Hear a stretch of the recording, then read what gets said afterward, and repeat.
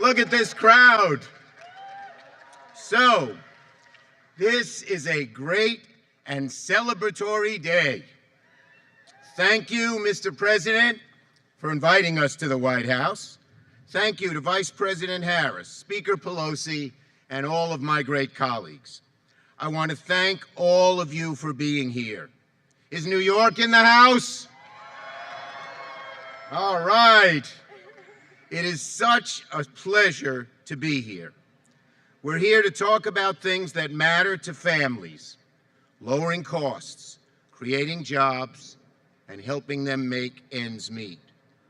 What are the MAGA Republicans doing over in the Capitol today? Introducing national bans on abortion. Just unbelievable. Now, the day President Biden took office and Democrats assumed the majority in the Senate, I promised we would work with him to tackle the biggest challenges facing our country.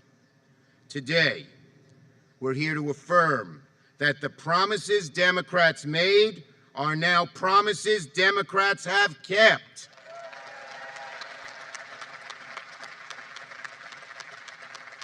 And we're going to keep going. The Inflation Reduction Act, passed by Congress a month ago, will go down as one of the most important legislative feats in decades. Thanks to this bill, Americans will see their energy costs come down. They will see drug costs go down, especially seniors on Medicare who struggle to afford insulin. We're going to create millions of good-paying jobs for years to come.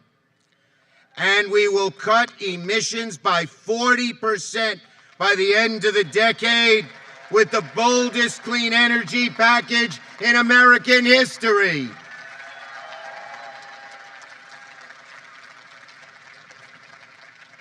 To the tens of millions of young Americans who have spent years marching, rallying, demanding that Congress act on climate change, we heard you loud and clear. To all of our friends in the environmental movement who never gave up, thank you, thank you, thank you. Just 1 month into the enactment of the bill, companies like Toyota and Honda and LG Energy and First Solar and Panasonic and so many others have already announced billions, that's billions with a B, to build new factories, develop new technologies, and hire new workers right here in this country. These investments are not just going to put more people to work. They will help America stay #1 in the industries of the future. When we hire more workers to build solar panels, to develop batteries, or build EVs, those jobs will stick around for decades to come. It'll make a world of difference for our economy compared to just a few decades ago, when too many jobs had a limited life here in America before being shipped overseas. But not these jobs, no. These new jobs are going to stick around for a long, long time and keep America #1 in these industries which are so crucial to the future of our globe.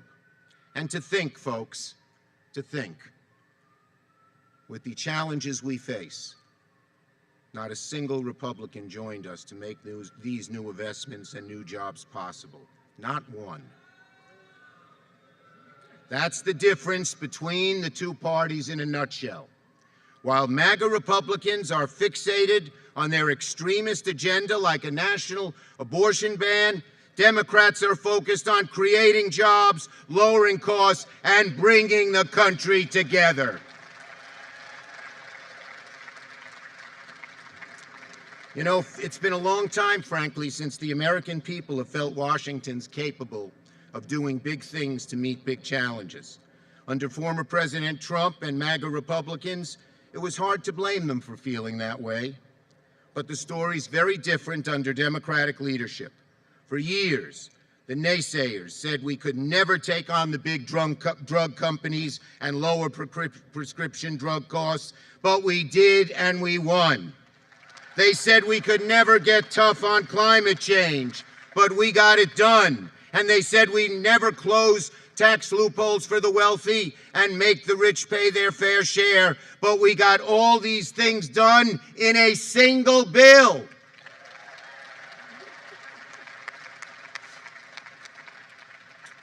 All of this is the results of Democrats working together. We have a lot of work left to do to help America reach its full potential. But the past few months show that when we unite, anything is possible. From the bottom of my heart, I want to thank every one of my Senate Democratic colleagues who made the Inflation Reduction Act happen. Down to the 50th member, they are incredible. Let's have a round of applause for our great caucus.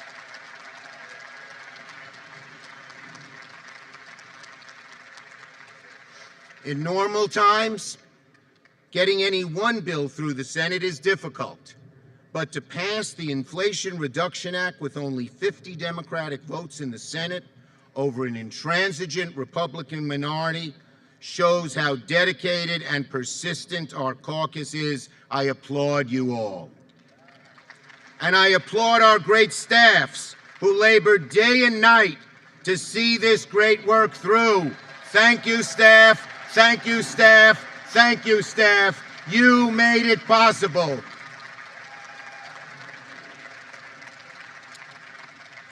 And of course, I want to thank Speaker Pelosi and every one of my House colleagues who worked to pass this bill.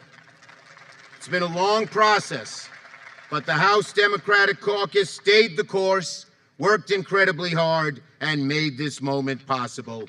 Thank you all. And finally, I want to thank President Biden. We would never have gotten the Inflation Reduction Act done without his steady hand. For over a year and a half, he dared us to dream big, pushed us to aim high, and urged us to never let go of our promise to the American people, especially on climate. Like the rest of us, he persisted and persisted to push this bill over the finish line. He has restored dignity, respect, and a sense of action back to the Oval Office. So thank you, President Biden, for your incredible leadership. Americans are seeing what it looks like to have a president and a Congress that's focused on delivering results to make their lives better.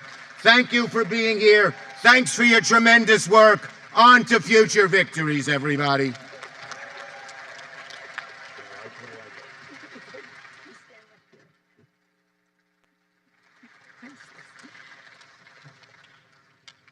Mr. President, Madam Vice President, Leader Schumer, colleagues, staff.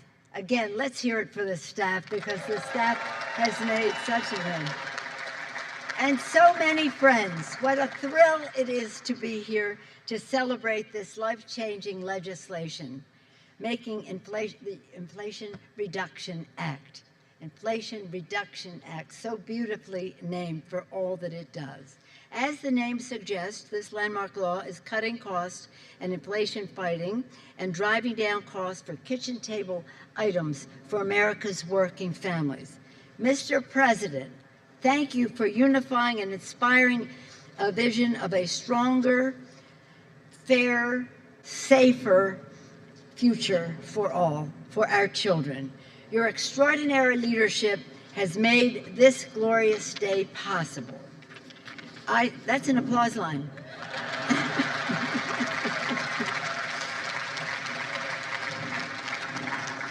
Jill was applauding. And let us salute Leader Schumer, his colleagues in the Senate, for their extraordinary leadership and the success in bringing this bill forward. That's an applause line. I join him in saluting his colleagues, and I salute mine. I associate myself with most of Chuck's remarks, except, are there any Californians in the House? Are there any House members in the House? I want to salute all of my colleagues, especially our chairs, for making this day possible. This achievement is a testament to our unity, our optimism, our persistence, along with the tireless efforts, again, of a devoted staff. You can do it again. And I want to join Leader Schumer in thanking our passionate advocates out there whose outside mobilization made a decisive difference. Whether it's our friends in the environmental movement, whether it's our friends in labor, whether our young people who are insistent on this climate legislation, thank you. And today we'll hear from our VIP, Lovette Jacobs of IBEW, and she'll tell us that this law will make a direct, substantial difference in the lives of countless families. You'll hear from her shortly. When President Biden signed the Inflation Reduction Act, he not only made history, he made progress. When Congress passed this legislation, frankly, we jumped for joy. This is so exciting because of the transformative difference this law would make for America's working families. Lower health care costs, the authority of the HHS Secretary to negotiate for lower prescription drug costs, long sought for, finally achieved. And for our seniors on Medicare, we have a $2,000 cap on prescription drug costs. This is remarkable. $2,000 cost. And the extension of the ACA subsidies, all right, for 3 more years, lowering health care costs for up to $2,400 for a family of 4 for a year. This is this is lowering costs, and now we'll talk about bigger paychecks. The historic achievements to combat the climate crisis, to save the planet, are so remarkable. Indeed, our climate action, the most consequential in human history, no country, not us ever, or any other country, made such an important progress on health, clean air, clean water, environmental justice for our children. Job creation of a great magnitude, 9 million new, good-paying jobs for our workers. And again, to keep us preeminent, as the leader said, preeminent, #1 in the world in new and green technologies. National security, from energy independence to lessening conflict over resources and habitat because of natural disasters. And our values. If you believe, as I do, that this is God's creation, and we have a moral responsibility to be good stewards of it, but even if you don't, we all agree that we have a responsibility to our children to pass on this planet in a responsible way. Thank you all for making this possible. And important, the law reduces inflation and it reduces the deficit. And as the leader said, it is fully paid for by making the biggest companies and the wealthiest pay their fair share. Under the president's leadership, and with the stroke of President Biden's pen, we have achieved a monumental victory for America's working families. Indeed, this law fits comfortably among other landmark laws signed by the president. The rescue package to put shots in arms, money in pockets, children in school, people back to work safely. The bipartisan infrastructure bill with a commitment to environmental and economic and social justice. The CHIPS and Science Act, which supports diversity and inclusion and new people being involved in, again, keeping America #1. And the PACT Act, to honor the service of our men and women in uniform, which is a big environmental bill. Of course, this public safety legislation, which we have celebrated here before, very much a part of it. Quite a package, unprecedented, Biden-inspired. As president, who put forth an agenda of fairness, justice, inclusion, and diversity, always for the children. We made history, we made progress, and together we have put people over politics. Thank you, Mr. President. Thank all of you. God bless America, from sea to shining sea. Thank you.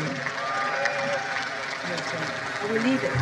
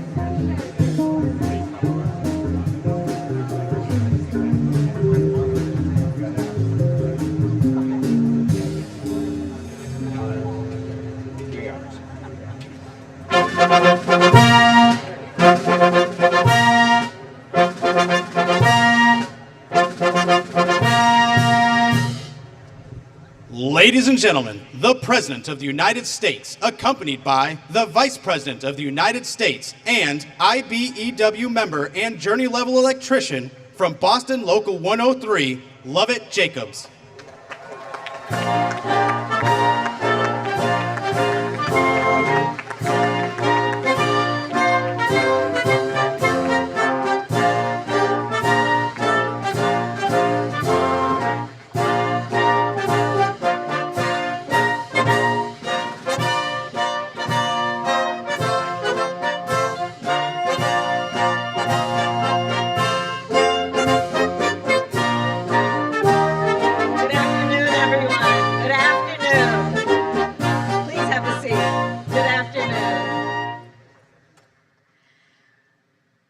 What a beautiful day.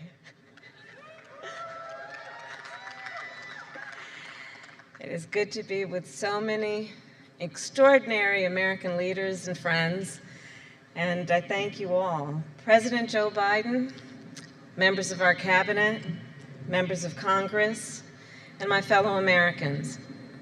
When the President and I took office, we made a promise. In the face of profound crises, and after years of gridlock, we promised the American people action. We vowed to build an America in which every person, no matter where they start, has the opportunity to succeed and to thrive. Over the past year and a half, because of the leadership of President Biden, we are delivering on that promise. Mr. President, in the darkest days of the pandemic, you saw the tremendous challenges facing our nation, but you also saw the tremendous courage and resilience of the American people. And you knew if we gave folks a chance, America would come through this crisis stronger than ever. And we have. Today, and we have. Today, students are back in school.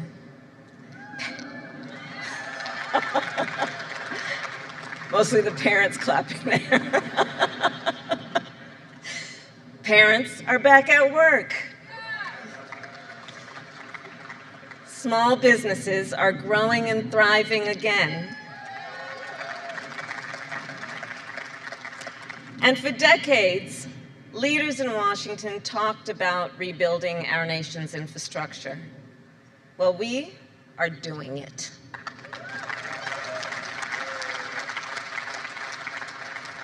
And I'll offer you an example. Earlier this year, I met a woman named Deanna in Milwaukee. Her son, Aiden, had been hospitalized twice for lead exposure. The second time for 2 weeks, just for drinking water from the kitchen sink. No child should ever have to endure that. No parent should ever have to endure that.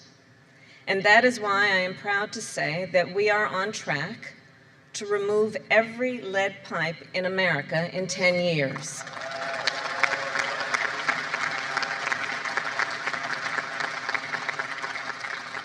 And today, we are gathered to celebrate another historic step forward for our nation.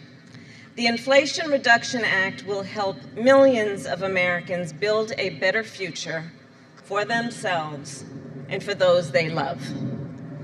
In a moment, the President will speak about the many ways this law will benefit our nation. I'd like to focus on one. For my entire career, whether I was District Attorney of San Francisco, Attorney General of California, or a United States Senator, I've worked alongside so many of the advocates here and leaders to protect our communities from the climate crisis. And in that time, I have seen what we have all seen. For decades, our nation has failed to meet the climate crisis with the urgency it demands. However, today, because of you, members of Congress, state and local officials, labor leaders, climate activists, and community organizers, and because of our President, Joe Biden,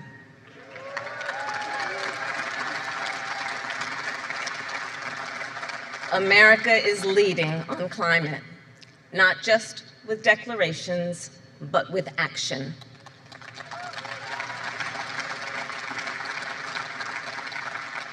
Mr. President, over the past year and a half, you have reminded us time and time again that there is no challenge too big for America.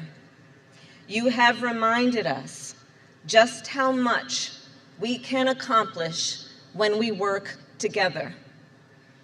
On behalf of the American people, thank you for your vision, for your leadership, and for your unwavering faith in the possibility of America.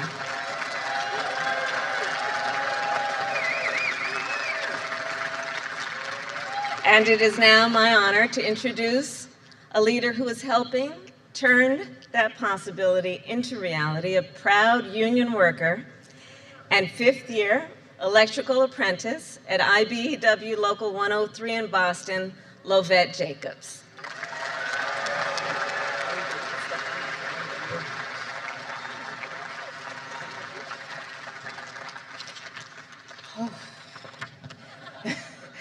Thank you, Madam Vice President.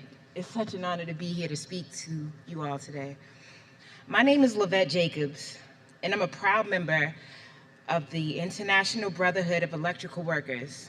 Yes, thank you. I love you too. My home base is Local 103 out of Boston, Massachusetts. Go Pats. My career with the IBEW has positively impacted me. It's given me endless opportunities that have in turn changed my son and I's life for the better. Sorry. So, you can only imagine how big of an honor it is right now to introduce our next speaker, a true friend of the IBEW. As we all know, plenty of promises are made around election time. Sadly, many of those promises aren't kept, but not President Biden. In April of 2020, yeah, round of applause for that.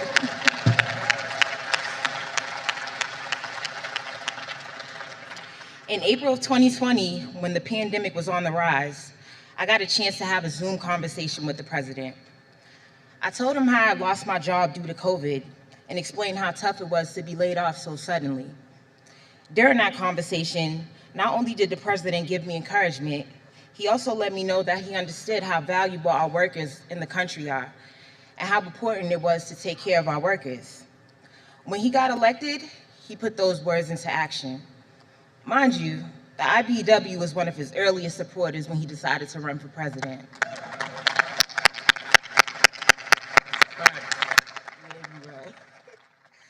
So believe me when I tell you, I remember those promises that he made. He promised to reach across the aisle and invest in rebuilding and modernizing our infrastructure, to bring back American manufacturing so that we could get back to building things in this country. During the campaign, I remember and repeatedly heard him say how he acknowledged how unions built the middle class. Here we go. And he also stated that he would be the most pro-worker president that we've ever had. He made it clear that he believes a pension is a promise, and as a president, he would do whatever it takes to protect the retirement security of union workers across the nation.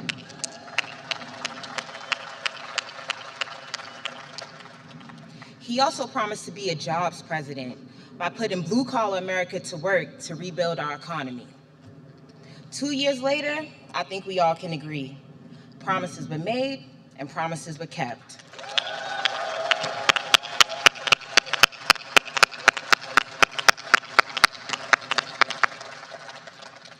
The American Rescue Plan not only helped pull our economy out of the hole created by COVID-19, it saved the pensions of millions of hardworking Americans and assured the security of my own retirement. The bipartisan infrastructure law won't just modernize our economy. Thanks to President Biden, I had to catch myself. Thanks to President Biden, a $62 million federal investment from the bipartisan infrastructure law will put millions of Americans back to work, including hundreds of my local 103 brothers and sisters at the Terminal E modernization project at Boston's Logan Airport.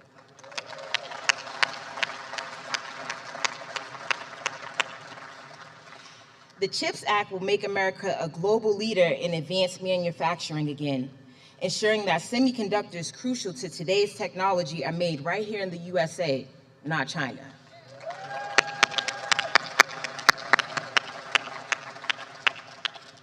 The Inflation Reduction Act won't just lower energy costs. It will create an untold number of energy jobs. It also comes with some of the strongest worker protections we've ever seen, because President Biden knows that we don't just need more jobs, we need more middle-class union jobs.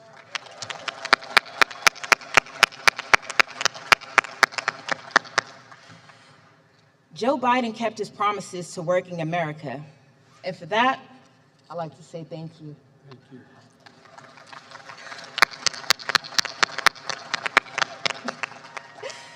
With that being said, I'm proud to introduce the greatest champion of American workers. Ladies and gentlemen, the 46th President of the United States, President Joe Biden. Great job. I'm impressed. I really am impressed. Thank you.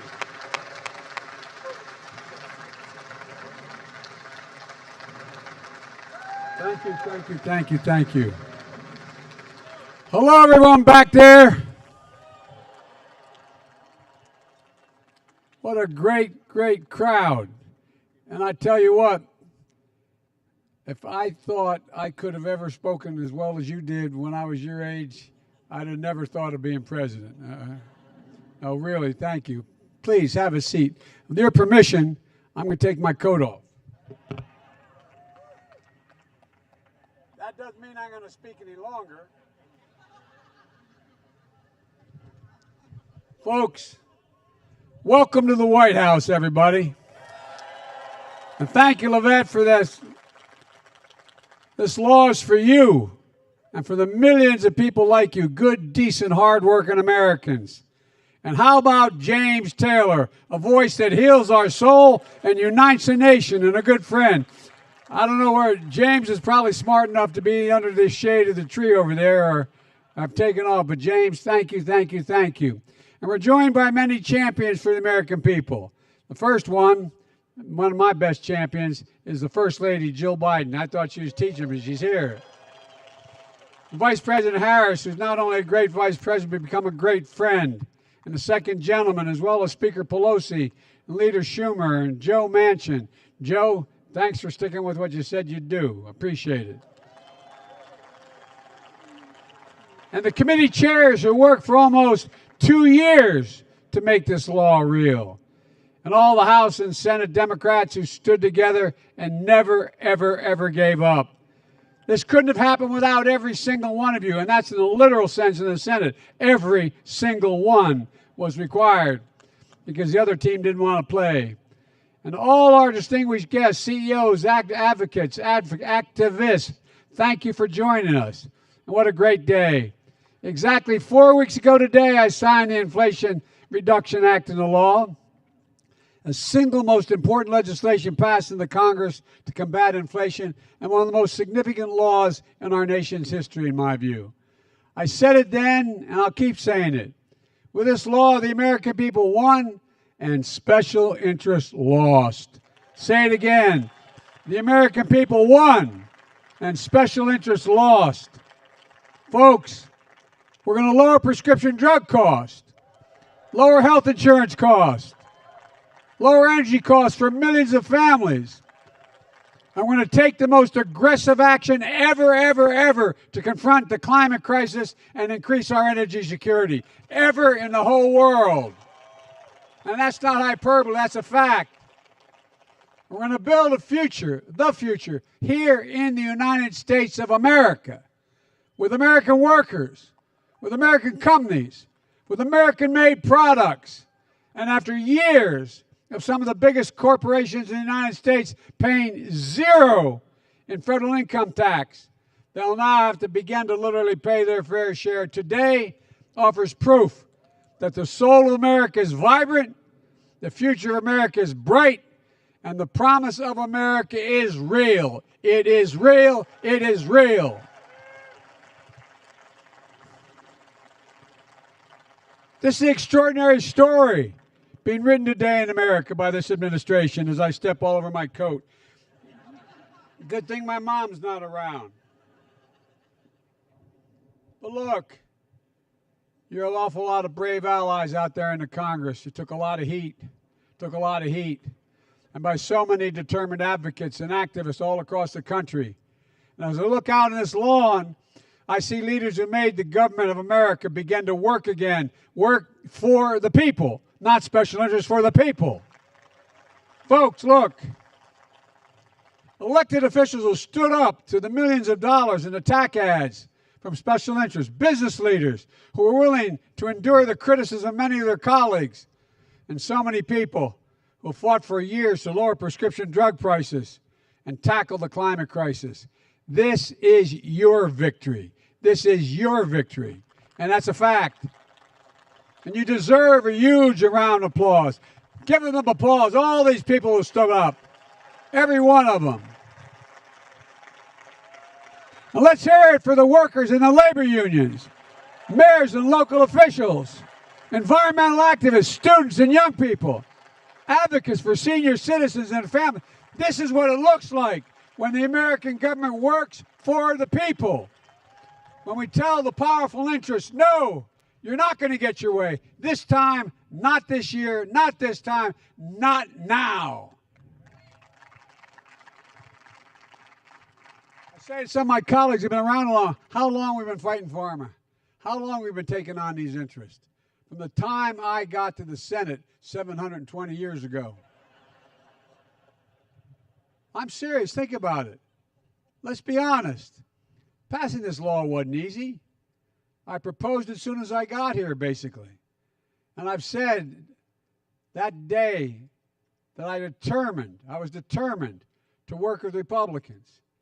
And I've done that on historic laws like the infrastructure law. Republicans came across the aisle and they've worked with us. And we got it done. Over $1.2 billion to reshape this nation's infrastructure. The CHIPS and Science Act and the PACT Act for veterans and their families. In fact, I think it's fair to say we've achieved more bipartisan agreement in these nearly 2 years in my presidency than anyone thought was even remotely possible when I entered office. So I thank the Republicans who stood up. And I'm proud of it. It's been good for the country. But I believe Republicans could have and should have joined us on this bill as well.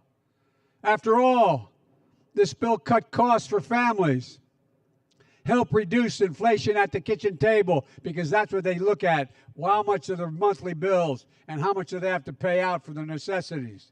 And it gave them just a little more breathing room, as my dad would say. This bill will lower the deficit. This bill alone is going to lower the deficit by $300 billion over the next decade, because it's going to pay less for prescription drugs. And that's on top of the $350 billion we reduced the deficit my first year, $350 billion reduction. And for this fiscal year, $1.5 trillion reduction in the deficit. So I don't want to hear it anymore about big spending Democrats. We spend, but we pay. Ladies and gentlemen, the last guy had this job. Well, let me put it this way. This bill finally delivers on a promise that I've made to the American people for decades. But Republicans choose not to join us. In the end, every single Republican voted against this historic law. So it fell to the Democrats to meet this moment and deliver for the American people. And that's exactly what we did. We pay more for our prescription drugs than any developed nation in the world. Let me say that again. In America, we pay more for prescription drugs than any developed nation in the world. And there's no rhyme or reason to that. For years, so many of us have been trying to fix this problem. But for years, Big Pharma blocked Medicare from negotiating lower drug prices. But not this year. Not this year. This year, the American people won, and Big Pharma lost. Now, Medicare will have the power to do what so many Democrats and Republicans in the past talked about doing: lower prescription drug prices. And seniors will see their out-of-pocket costs for their prescription drugs limited to $2,000 a year. They cannot pay a penny more than $2,000 a year, no matter how high their drug costs are, whether for cancer drugs or other drugs that can raise up to $70,000, $80,000 a year based on need. A maximum yearly cost of $2,000. And if you're on Medicare and you have diabetes, your cost of your insulin will be $35 for every insulin. And we wanted to cut the cost for insulin for everyone, including the hundreds of thousands of children with type 1 diabetes. I'll not ask for a show of hands, but I bet a lot of you out there have diabetes or your children do. But Republicans blocked limiting that cost to $35 for children. It only cost $10 for this prescription to be made and packaged. $10. And drug companies charge families about 30 times more than that for every vial of insulin. Look, I'm deadly earnest about this. Imagine being a mom or a dad. Looking at your child, you know the needs of insulin to live. and not having the money to pay for it. Not a joke. Think about it. Think about what you'd think about at the time. Think about how you'd feel if you didn't have the insurance and didn't have the money. It's wrong. It's not who we are, and we're going to fix that too.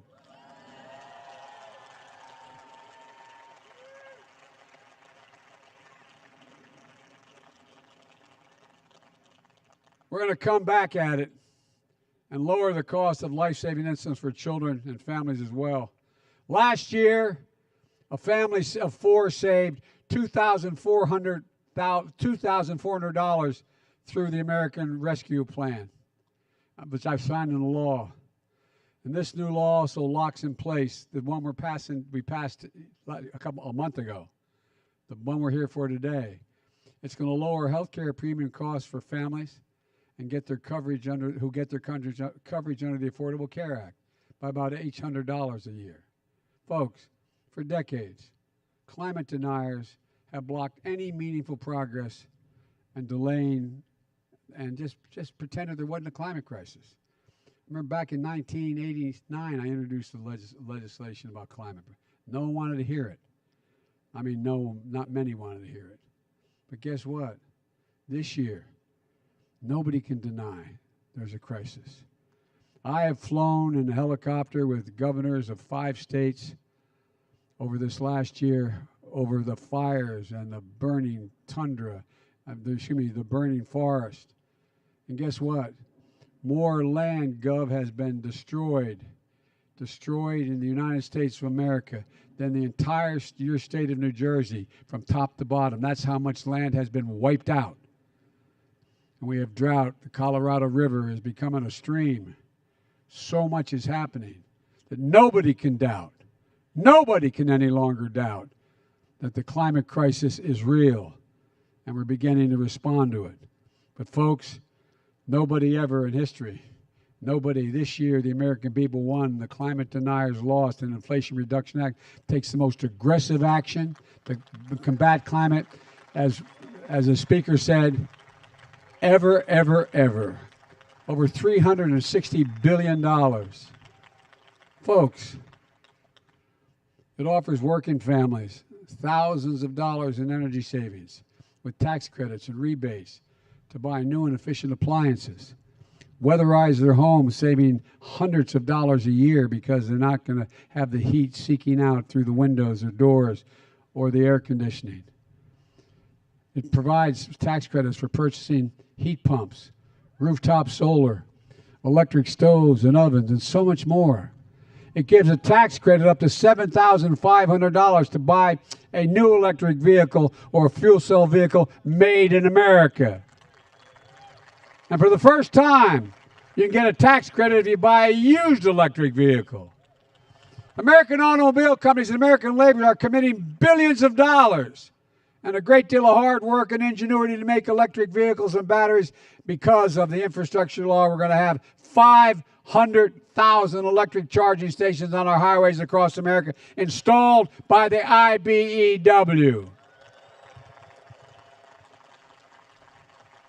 And they're all going to be made in America.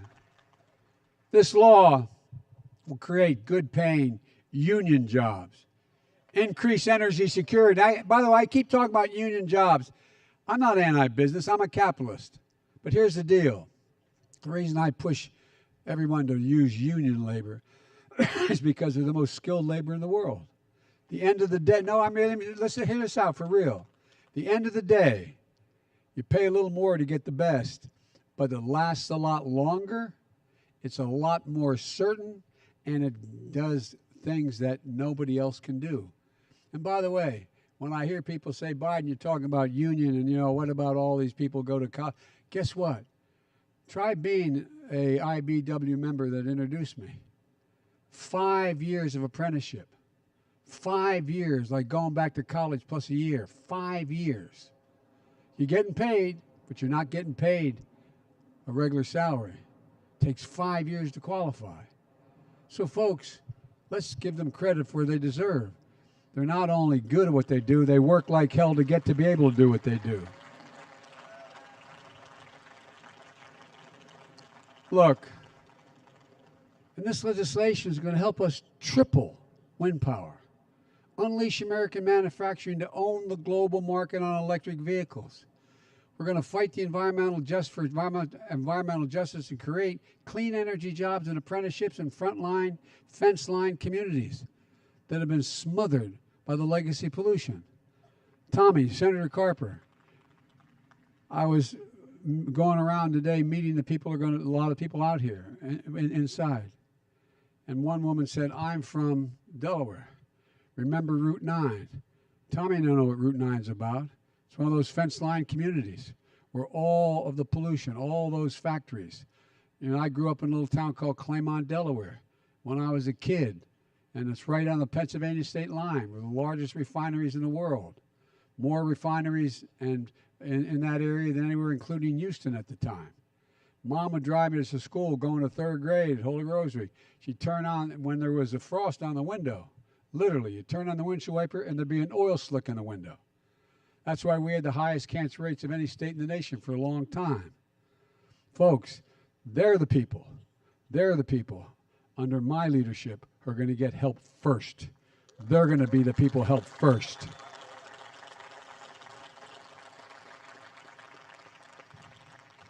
And look, this is about a future made in America. And I mean it sincerely. For decades, the biggest corporations in America fought to block a fair tax code. Under my predecessor, there was a $2 trillion tax cut, not a penny of which was paid for. And it mainly benefited the wealthiest 1% of the American people and the biggest corporations. 55 of the Fortune 500 companies made $40 billion and in 2020 and didn't pay a single penny in federal income tax. But this year, even though some of the biggest companies in America flooded capital with lobbyists and money, they lost and the people won. No corporation will have to pay, they'll have to pay a minimum tax of 15%, just 15%. The days of billion-dollar companies paying zero in taxes is over, I promise you. And folks, let's be crystal clear about something. No one, I said when I was running, I said when I got elected, and I've said every month since then, no one earning less than $400,000 a year in America will pay a single penny more in federal taxes as long as I'm the president. That's a commitment I made in the campaign, a commitment I'm keeping. This law is going to make a big difference for middle class and working class families. Finally, giving them a little bit, as my dad would say again, breathing room. It's a big step forward for the country. But it won't surprise you to hear that many Republicans are saying, what's their platform when you ask them?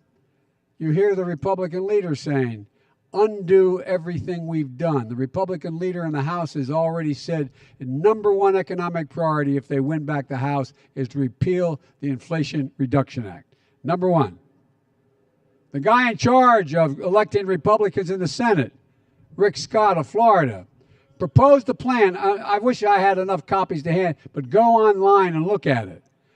I really mean this is serious because they're going to make it hard for you to believe. Proposed a plan requiring Congress to vote on the future of Social Security, Medicare, and Medicaid every 5 years. It's up for reauthorization. And I want to remind you, you paid for your Social Security. Every single paycheck from the time you were a kid, you paid for it. So every 5 years, Congress gets to vote, change, cut, reduce, or eliminate the entirety of Social Security. And it's not just Social Security. Everything as Senator Scott wants, everything in the federal budget to be up for 5 years. Nothing permanent. Nothing. That includes veterans benefits, Pell Grants, everything else. Look it up. It's hard to believe. I would think I'm exaggerating if I didn't look at it myself. And then along comes Senator Ron Johnson from Wisconsin. As my mother would say, God love him. He thinks 5 years is too long to wait. He wants to put the vote, Social Security, Medicare on the chopping block every single year. Let me remind you all again, you paid for Social Security. You paid for Medicare. It's taken out of every single one of your paychecks. These guys never give up. Well, guess what? We're not going to give up either.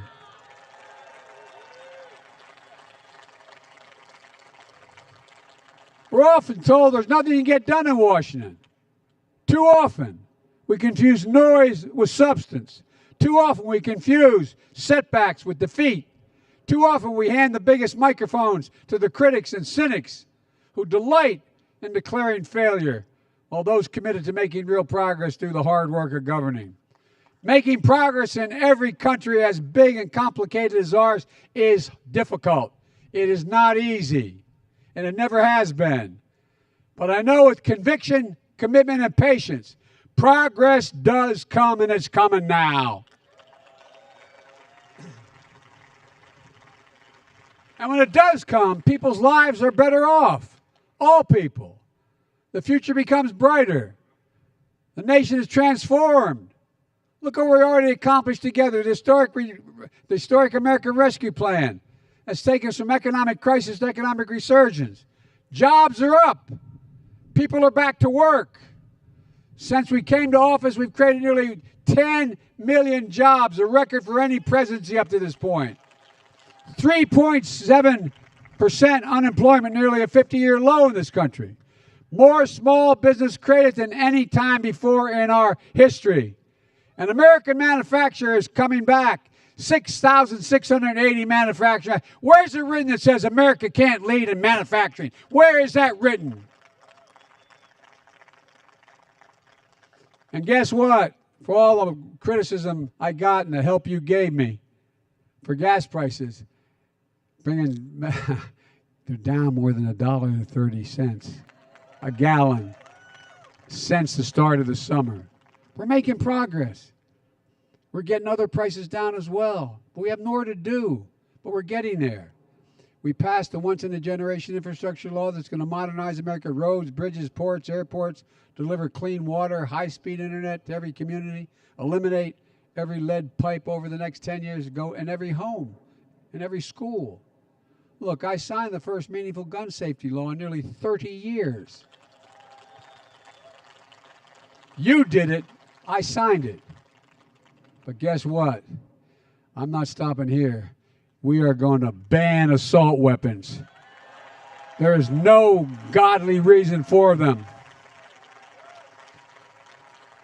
We just passed one of the most significant veterans health care pacts in a decade, the PACT Act, providing veterans and their families who lived exposed in the area in Afghanistan, Iraq, and other places, exposed to burn pits, 8, 10 feet deep, size of football field, with everything from jet fuel to other pollutants to sometimes human bodies in that pile, breathing it day in and day out. And so many coming home with cancer, so many not coming home. Well, we made a sacred commitment. I made one and you all did too. That whoever we send into harm's way, we give them all they need to do the job when they're there. And we take care of them and their families when they come home, and we're going to do that. We're going to do that.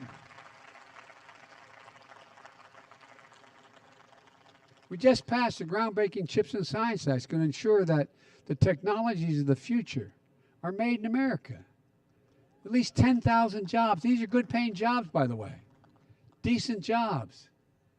And what we're talking about here, you know, it used to be, I know my colleagues are tired of hearing me saying it, but we used to invest almost 2% of our entire GDP 30 years ago or longer in research and development in America. That's where we led the world. Now we're doing about 0.7%. We used to be number 1, now we're number 9. China used to be number 8, now they're number 2. And the rest of the world is coming up. And now, the Inflation Reduction Act. All this progress was declared a failure before it was a success when we introduced it. We didn't give up, though. We kept at it. We had a vision, a plan, and we stuck to it. And the result is we're getting the job done for the American people, and we're just getting started. Together, we'll champion investments that lift all American working families, provide for the future for our kids. I know it's been a hard few years in this country. The challenges we face are among the most difficult in history. But I have to tell you, as I stand here today, and a lot of you know me well, I am more optimistic than I've ever been in my entire life about America's future.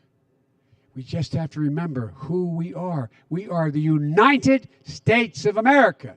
There's nothing we've ever set our mind to, nothing that we've not been able to accomplish. Nothing beyond our capacity. And to just remember who we are. We stand together. There's nothing beyond our capacity. May God bless you all, and may God protect our troops. Thank you, thank you, thank you.